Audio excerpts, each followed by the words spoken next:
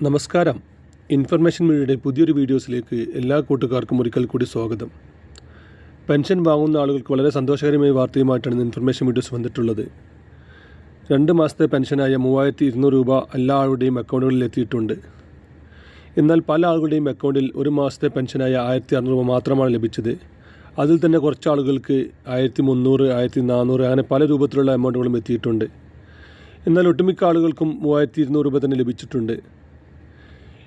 ഇനി 3200 രണ്ട് ദിവസം കൊണ്ട് 3200 ലഭിക്കാത്ത ആളുകൾ എന്തെല്ലാം കാര്യങ്ങൾ ചെയ്യണം, അതുപോലെ തന്നെ 1600 ലഭിച്ച ആളുകൾ എന്തെല്ലാം കാര്യങ്ങൾ ചെയ്യണം എന്നതിനെക്കുറിച്ചെല്ലാം വളരെ വിശദമായി നോക്കുന്നതിന് മുമ്പായി ഇൻഫർമേഷൻ മീഡിയയുടെ വീഡിയോസ് നിങ്ങൾ ആദ്യമായിട്ടാണ് കാണുന്നതെങ്കിൽ ചാനൽ സബ്സ്ക്രൈബ് ചെയ്യുക. നമ്മുടെ ചാനൽ ഒരു തരത്തിലുള്ള രാഷ്ട്രീയ കാര്യങ്ങളും വരുന്നതല്ല. ഗവൺമെൻറ്റിന് ലഭിക്കേണ്ട സേവനങ്ങൾ, ആനുകൂല്യങ്ങൾ, അറിയിപ്പുകൾ എന്നിവയെക്കുറിച്ച് മാത്രമാണ് വീഡിയോസ് വരുന്നത്. ശ്രദ്ധിക്കുക, ഗവൺമെൻറ് സേവനങ്ങൾ എപ്പോൾ വേണമെങ്കിലും പുതിയ മാറ്റങ്ങൾ വരാം. അതുകൊണ്ട് തന്നെ ഏറ്റവും പുതിയ അറിയിപ്പുകൾ ലഭിക്കാൻ തൊട്ടടുത്തുള്ള ബെല്ലൈക്കൺ കൂടി ക്ലിക്ക് ചെയ്യാൻ മറക്കരുത്. ആയി നമ്മൾ നോക്കാൻ പോകുന്നത് ഇന്നലെയും ഇന്നുമായി പെൻഷൻ വന്ന ആളുകൾ, അവരെല്ലാ കാര്യങ്ങളും കറക്റ്റ് ചെയ്ത ആളുകളാണ്. മസ്റ്ററിങ്ങും മറ്റു കാര്യങ്ങളെല്ലാം കറക്റ്റ് ചെയ്ത ആളുകളാണ്. അതുപോലെ തന്നെ ചില ആളുകൾക്ക് ഇന്നലെ 1300, ഇന്ന് 1300 വന്നിട്ടുണ്ട്. 2 ദിവസങ്ങളായി 2600 രൂപയോളം വന്നിട്ടുണ്ട്. പക്ഷേ അവർ പ്രത്യേകിച്ചൊരു കാര്യം ചെയ്യേണ്ട ആവശ്യമില്ല. അവർക്ക് കേന്ദ്ര സർക്കാരിൻ്റെ വിഹിതമായ 300 രൂപ ഇനി തുടർന്ന ദിവസങ്ങളിൽ ലഭിക്കും. എന്നാൽ ഇപ്പോൾ കഴിഞ്ഞ വീഡിയോസിൽ പല ആളുകളും കമൻറ്റായി പറയുന്നുണ്ട്, കേന്ദ്ര സർക്കാരിൻ്റെ ഫണ്ട് ഇപ്പോൾ കറക്റ്റായി വരുന്നില്ല, 3 മാസത്തേക്ക് എടുക്കലുണ്ടെന്നുള്ളത്. അതിൽ നമുക്ക് പ്രത്യേകിച്ചൊരു കാര്യം ചെയ്യാൻ സാധിക്കുകയില്ല. നമ്മളൊന്നും ചെയ്യേണ്ട ആവശ്യമില്ല. അത് വരുന്ന സമയത്ത് നമ്മൾ അറിയിക്കുന്നതാണ്, അല്ലെങ്കിൽ അത് കറക്റ്റ് സമയത്ത് തന്നെ വരുന്നതാണ്. അതുപോലെ തന്നെ പല ആളുകൾക്കും ഇതിൽ ശ്രദ്ധിക്കേണ്ട മറ്റൊരു കാര്യമാണ്, ചില ആളുകൾക്ക് ഇന്നലെ 1600 രൂപ വന്നു, ഇന്ന് പണം വന്നിട്ടില്ല എന്നുള്ളത്. അങ്ങനെയുള്ള ആളുകൾ പ്രത്യേകം ശ്രദ്ധിക്കുക. എന്ത് കാരണങ്ങൾ കൊണ്ടാണ് പെൻഷൻ ഇല്ലാത്തതെന്ന് പ്രത്യേകം ശ്രദ്ധിക്കുക.